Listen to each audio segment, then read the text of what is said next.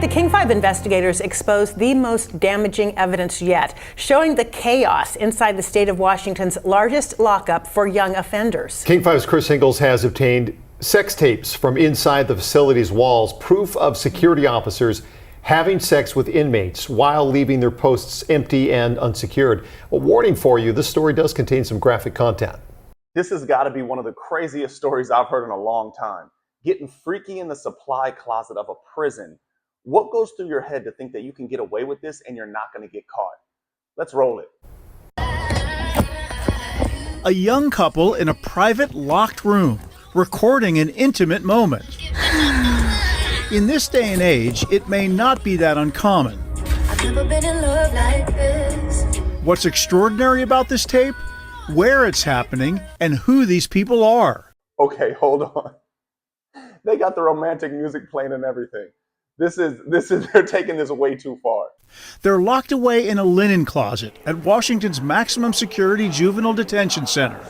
The Green Hill School in Chehalis houses males up to the age of 25 convicted of violent crimes. 22-year-old Robert Thompson is an inmate. Emily Baker is the Green Hill security officer on duty for the night shift.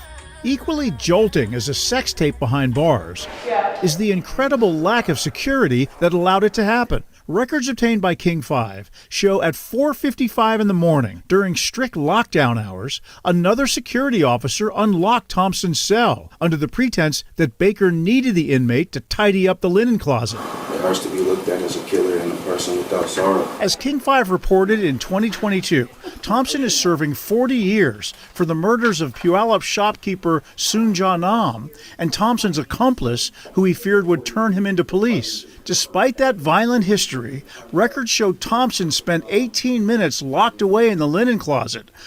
So this guy is convicted of double murder, killed the shopkeeper, turns around and kills his buddy because he thinks he's going to turn him in, and this girl's just chilling in the supply closet with him, playing "Never Felt a Love Like This." This story just keeps getting more crazy. Alone with Baker before this happened.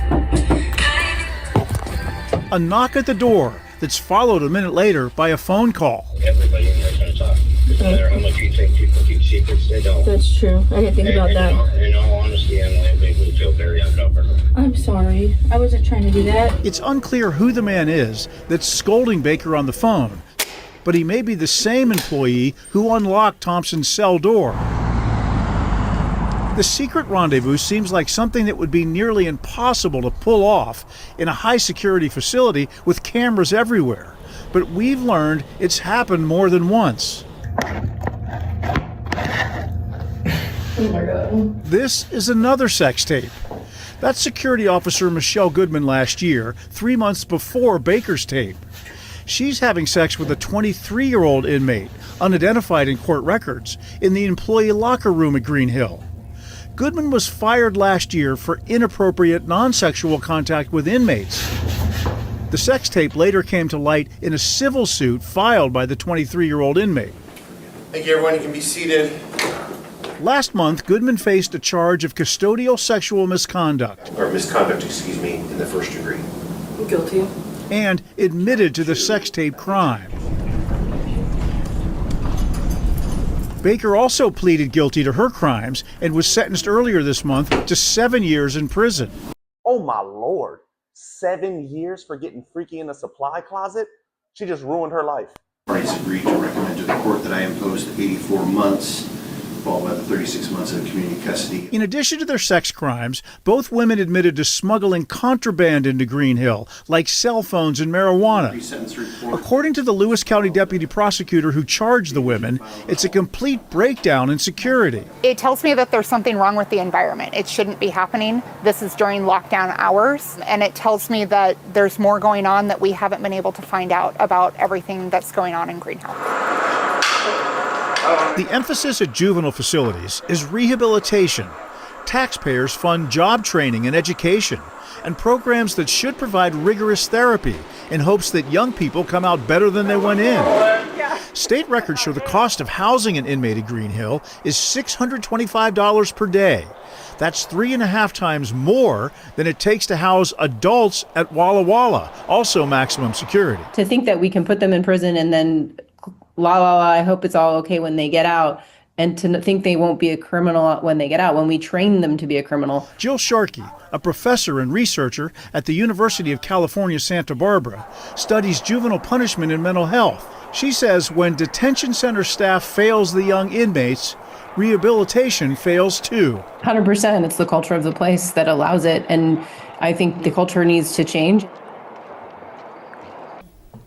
So these cases are so crazy, we went straight up to the governor's office for a reaction to all this. A spokesperson says Governor Ferguson inherited a challenging situation. In his first year, she says the governor's appointed a new DCYF secretary and new superintendents at all 3 secure juvenile rehabilitation centers in Washington. So you might call that cleaning house. And DCYF also says it's proposing things like changes to the staffing model so counselors don't have to work as security officers. They can focus more on inmates' mental health. But you can see there's a lot of things going on there, and it needs a lot of work. And it's so shocking just to see the things that you have found that have been recorded. Okay, you've reported on a large number of lawsuits that Green Hill has already settled. What's the latest on that? Well, the state actually settled the biggest one yet in April, $12 million to the family of a young inmate who overdosed on fentanyl, which has also been a problem inside that lockup. And there's more than $18 million in settlements at Green Hill since 2020. And that's another way the taxpayers are stuck with the cost if this institution loses its way. It gets very expensive for all of us. Some people wondering the video, like, why is there video? Everybody asking the same question we were. Yeah. All right. Chris, thank you. So you see that, and clearly this is an issue from the top in that prison. They need to clean house across the board. And I think they need to start with not hiring any more female guards. It's crazy to think that since 2020, this prison has paid out $18 million in settlements because just stuff like this keeps happening. One kid overdosed on fentanyl, so they're getting fentanyl into the prison. Those girls, those guards, smuggled in vape pens and cell phones, and that's just what they admitted to. They could have been smuggling in other things. But for this to keep happening, they clearly don't really care. Washington already has a crime problem out on the streets, and they clearly don't care what their criminals do inside of the prisons either.